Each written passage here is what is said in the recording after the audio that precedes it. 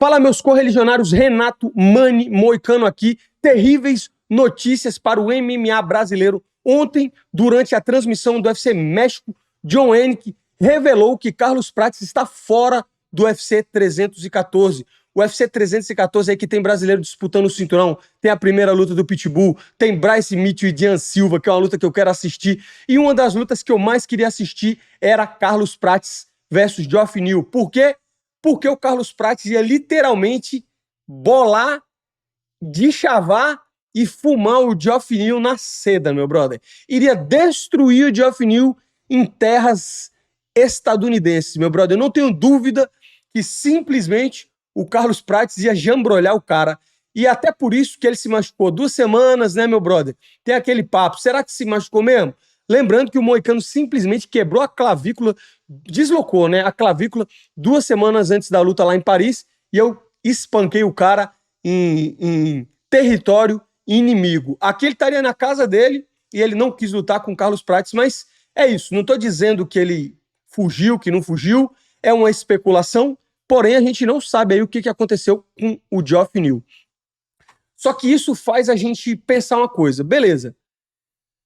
O Geoff Neal se machucou, mas por que não arrumaram um substituto para lutar com o Carlos Prates, meu brother? E existem 2 opções claras aí. A primeira é que nenhum ranqueado aceitou lutar com o Carlos Prates com 2 semanas de luta. Isso é uma coisa que é bem plausível, né, meu brother? Muita gente não vai querer pegar um rabo de foguete desse aí com 2 semanas. Mas a gente tem que lembrar que o UFC já fez diversas vezes isso, inclusive com o Renato Moicano do canal Renato Mani Moicano Podcast, lutou pelo título com 1 dia de antecedência. No último evento, a gente viu o Justin Gaethje lutando com o Rafael Fiziev, que pegou a luta com 10 dias, menos tempo do que agora para o UFC Miami. Então, isso é uma coisa que o UFC costuma fazer. Provavelmente, nenhum adversário ranqueado quis arriscar lutar com o Carlos Prates com um camping completo.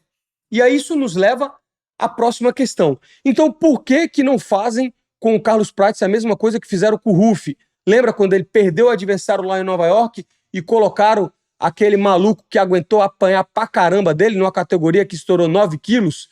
Eu não lembro o nome desse cara, mas pegaram lá um Zé das Couve e botaram com 10 dias pro Rufi lutar, mas não com o Carlos Prates. Eles poderiam ter pegado um cara desranqueado, um cara que seria uma vitória fácil, só para manter o Carlos Prates no UFC 314. E por que não fizeram isso? Eu tenho algumas teorias, mas antes de falar aqui, deixa o like no vídeo, deixa seu comentário aí. Muito obrigado, o canal tá indo muito bem, muito obrigado. O canal não é nada sem vocês, meu brother. Faça simplesmente o M e deixa o like aí, meu irmão. Então, existem algumas possibilidades aqui e eu queria estar conversando com vocês. A primeira é que o UFC não quer que ele lute com um cara desranqueado. E por que o UFC não quer que ele lute com um cara desranqueado? Porque simplesmente o UFC adora o Carlos Prates. E por quê? Um dos motivos é esse aqui, meu brother. Simplesmente estamos com um histórico de atleta do Carlos Prates no UFC. Entrou nocauteando o Trevin Giles, nocaute no 2º round. Uma luta que foi até parelho no 1º round. Trevin Giles estava se dando bem, mas no 2º round foi nocauteado. Depois ele simplesmente jambrolhou o Hadid, que é um bom adversário, um bom strike. Depois ele entrou, meu brother. Esse chinês nunca tinha sido nocauteado. E ele escolheu a hora de nocautear o chinês, meu brother. Jambrolhado com sucesso em terras de Xi Jinping, meu irmão. Simplesmente, meu irmão, espancou o chinês. Absurdo essa performance dele. E quando muita gente achava que não podia ficar melhor, ele nocauteou o porteiro da divisão, que, querendo ou não, tem que ser respeitado no 1º round, defendendo as quedas e jambrolhando o Neil Magny. Então, o que isso quer dizer? O UFC sabe que esse cara é um showman, o UFC sabe que esse cara entrega as lutas, então eles não vão botar qualquer um. Até por isso eles tinham botado o Geoff Neal. Por quê? Porque eles saberiam que seria uma luta em pé, provavelmente o Carlos Prates nocautearia já no 1º ou no 2º round em Miami, num card com disputa de cinturão, isso daria mais hype ainda para ele. Eu queria até trazer um vídeo aqui, mas a inteligência artificial botou em português de Portugal, do Dana White falando. Eu vou só mais ou menos resumir para vocês o que o Dana White falou. Na press conference, depois que o Carlos Prates lutou com o Neil Magny, ele foi perguntado do Carlos Prates e ele simplesmente falou o seguinte: meu irmão, Não é só no dia de casar as lutas que a gente fala do Carlos Prates, é toda hora, todo dia a gente está falando do Carlos Prates. Então o que isso quer dizer? Que eles simplesmente sabem que esse cara aí pode ser uma das novas estrelas do UFC e pode chegar a disputar cinturão. Inclusive, a gente tem uma teoria da conspiração aqui, meu brother, que é simplesmente, se você não lembra, depois que ele lutou contra o Magny, ele quebrou o pé. Mas o Dana White tinha falado, meu irmão, se ele não tivesse quebrado o pé, provavelmente a gente teria uma coisa grande aqui pra ele, meu irmão. A gente colocaria ele numa luta grande. Foi isso que o Dana White falou, porém ele machucou o pé. E se você pensar, no mesmo dia, aliás, um dia depois que o Carlos Prates lutou, foi anunciado Joaquim Buckley versus Colby Covington no evento principal do UFC Tampa. A minha opinião, o que eles estavam esperando? Que, tipo assim, eles estavam precisando de alguém pra fazer esse main event, e na minha visão, eles queriam fazer Carlos Prates versus Colby Covington, que na época era o número 6. Carlos Prates quebrou o pé, então não conseguiram colocar ele no UFC de Tampa, e colocaram ele depois que ele melhorou o pé para lutar com o Geoff Neal. Só que então, perceba o que eu tô te falando aqui, meu brother. Perceba, se eu já tô achando que eles queriam ter colocado o Colby Covington contra o Carlos Prates, isso quer dizer que ele já tá com moral no UFC. E não foi só eu que falei, não. Inclusive, o próprio Dana White foi no programa do Kevin Yo, que é um repórter já bem consagrado, e ele falou isso. A gente quer colocar esse cara para lutar uma grande luta. E quem seria uma grande luta nessa época? O Colby Covington. Carlos Prates não conseguiu, colocaram o Joaquim Buckley. Então, o Colby Covington estava aqui no número 6 e o Buckley estava no 9, sacou? Então, pensa só, isso seria, se o Carlos Prates não estivesse machucado, colocar o Carlos Prates contra o número 6.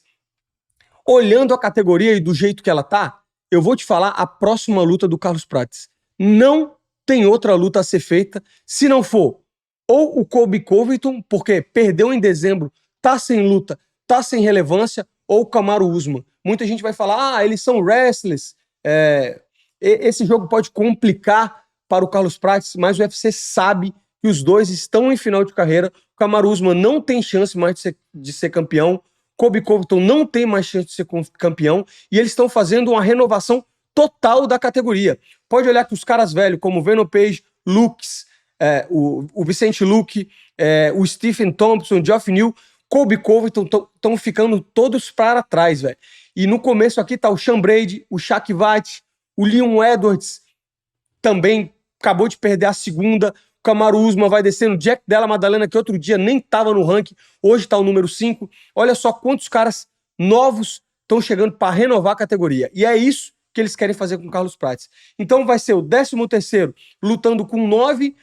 Por quê? Porque o Colby Covington tem bastante fama, apesar de estar vindo de uma terrível sequência, está vindo de 4 derrotas nas últimas 6 lutas, ainda é um cara bem relevante e sabe vender a luta. Ele, ainda mais com o Carlos Prates falando inglês, imagina essa press conference aí, o Colby Covington falando mal do Brasil, o Carlos Prates falando mal do Colby Covington. Então, vende essa luta, meu brother. Essa luta vende. Dá pra ser um main event de um Fight Night, dá pra ser um co-main event de um evento numerado, dá pra integrar um card de pay-per-view excelente. Então, se não for o Colby Covington, porque a gente sabe que ele costuma fugir, o vídeo tá sem edição, pode ser o Carlos Prates versus o Kamaru Usman, porque um ex-campeão também não tá num dos melhores momentos, perdeu várias lutas seguidas, inclusive 2 pro Leon Edwards, e aí isso já botaria ele ali no top 5, meu brother.